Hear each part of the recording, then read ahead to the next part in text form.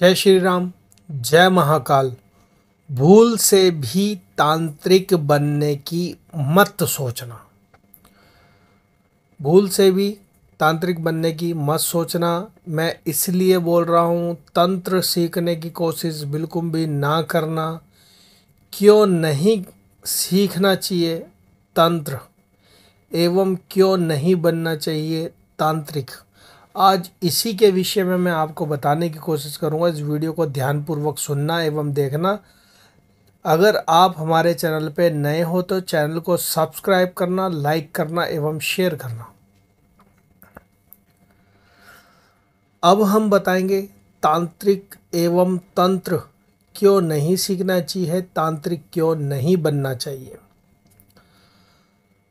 तांत्रिक एक ऐसा व्यक्ति होता है जो कि मलिन देवी देवताओं को सिद्धि करता है, यानी कि भूत प्रेत एवं ऐसे देवी देवता जो कि मांस खाते हैं, दारू पीते हैं, या फिर शमशान के अंदर जिनका वास रहता है, ऐसे देवी देवताओं की एवं ऐसे प्रेतों की उपासना करता है तांत्रिक, जिनसे उनको सिद्ध कर लेता है एवं उनको अपने पास अपने वशीभूत कर लेता है। वशीभूत का अर्थ यह है अपने वशीकरण में कर लेता है उस प्रेत आत्माओं को, और फिर उन प्रेत आत्माओं को वशीकरण करके एवं उन प्रेत आत्माओं को अपनी सिद्धि में ले करके एवं अपने तपोबल से उनको प्राप्त करके फिर उनसे वह गलत काम करने लग जाता है। गलत काम कैसे, ये भी मैं आपको बताता हूँ। गलत काम इस प्रकार के, जैसे कि अगर उस तांत्रिक के पास अगर कोई आ रहा है तो वो तांत्रिक क्या करता है, किसी व्यक्ति से पैसे ले करके और जिस व्यक्ति के ऊपर करवाने आ रहा है, यानी कि जिस व्यक्ति से कोई व्यक्ति अगर जलता है, जलनवश उसकी खुशी ना देखता हो, ना सहन होती हो, तो ऐसे लोग तांत्रिक के पास जा कर के मलिन क्रिया करवाते हैं। मलिन क्रिया कैसे, जैसे कि तांत्रिक उस व्यक्ति के नाम से, फोटो से, शरीर की ऐसी सामग्री जैसे कि कपड़ा, बाल, नाखून, पैर की मिट्टी, इस प्रकार की चीज़ों से उस पे कर देता है तंत्र। तंत्र कैसे, उसकी एक गुड़िया बना करके, उनकी सारी सामग्रियों की एक गुड़िया बना करके या तो वो ज़मीन में गाड़ देता है, ठीक है, या फिर उसके ऊपर एक प्रेत बिठा देता है। जैसे जैसे वो प्रेत उसके अंदर समाहित होता है, वैसे वैसे वो प्रेत सीधा उस व्यक्ति के ऊपर हावी होता चले जाता है।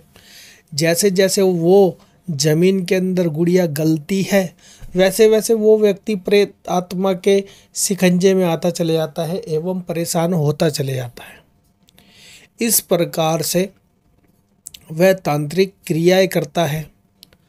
मांस का भोग देता है, यानी कि बकरे की, मुर्गे की, कलेजी का भोग देता है, कलेजे का भोग देता है, यानी कि रक्त का भोग देता है, मांस का भोग देता है, मदिरा का भोग देता है, अंडे का भोग देता है, ठीक है, अपने रक्त का भोग देता है। अपने रक्त का अर्थ यह है कि अपने हाथ पैर के उंगलियों को, हाथ को काट करके उसके अंदर से खून निकाल करके और वो चीज़ उस प्रेतात्मा को देता है जो कि दूसरे को परेशान करने जा रही हो, ठीक है। इस प्रकार से वो मलिन क्रियाएं करता है, और मलिन क्रिया करते करते क्या करता है, वो उस सामने वाले व्यक्ति को इतना बर्बाद कर देता है, ठीक है, कि वो सामने वाला व्यक्ति एक दिन आ करके वो मर जाता है। अब रही बात मलिन क्रिया करने की, कि तांत्रिक लोग मलिन क्रिया करते हैं। अब ये चीज़ क्यों नहीं करनी चाहिए, या फिर तांत्रिक क्यों नहीं बनना चाहिए। इसके विषय में मैं आपको बता रहा हूँ। ठीक है, क्या होता है जब ऐसे व्यक्ति तंत्र क्रियाएं करते हैं ना, तो उनके ऊपर दोष लग जाता है। ठीक है, जो व्यक्ति तांत्रिक बनने की कोशिश करते हैं एवं तंत्र क्षेत्र में जाते हैं, नए नए उपाय करते हैं, ठीक है, वशीकरण सीखते हैं, विद्रेषण सीखते हैं, मारण उच्चाटन इत्यादि अनेकों प्रकार के कर्म सीखते हैं ना, उनका लास्ट अंत एकदम बुरा होता है। ठीक है, उनकी 7 पीढ़ियां तक नष्ट होती चली जाती है। उनका वंश, जो उनका वंश होता है ना, वो भी सारा नष्ट होता चले जाता है। कैसे, अब मैं बताता हूँ। जब कोई व्यक्ति किसी दूसरे व्यक्ति को मारता है ना, मारण करके, प्रेत क्रिया करके, या फिर किसी भी प्रकार से तड़पा तड़पा के मारता है, तो अंत समय में उस व्यक्ति को भी ऐसे ही तड़पना पड़ता है। आपने अक्सर ये देखा होगा कि कोई भी तांत्रिक होता, कोई भी ओझा सोखा ऐसा व्यक्ति होता है जो कि किसी दूसरे के ऊपर मलिन क्रिया करता था, प्रेत आत्माएं छोड़ देता था, अंत समय में उसकी बड़ी दुर्दशा होकर के मरता है वो व्यक्ति। ठीक है, इसलिए कभी भी तंत्र क्षेत्र के अंदर नहीं जाना चाहिए, तंत्र लाइन के अंदर नहीं जाना चाहिए। ठीक है, तांत्रिक नहीं बनना चाहिए। ठीक है, अब उनकी नस्लें भी कैसे ख़राब होती है, यानी कि उनकी पीढ़ियां भी कैसे ख़राब होती है, ये भी मैं बताता हूँ।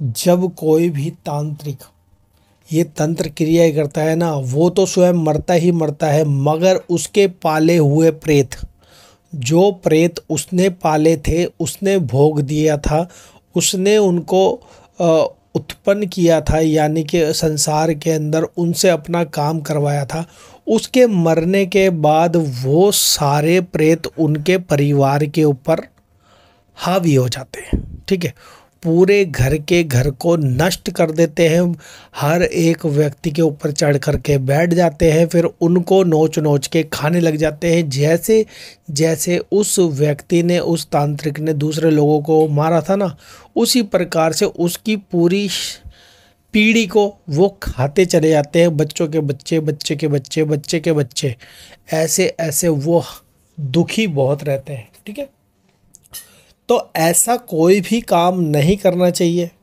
जिससे आपके ऊपर दोष लगे।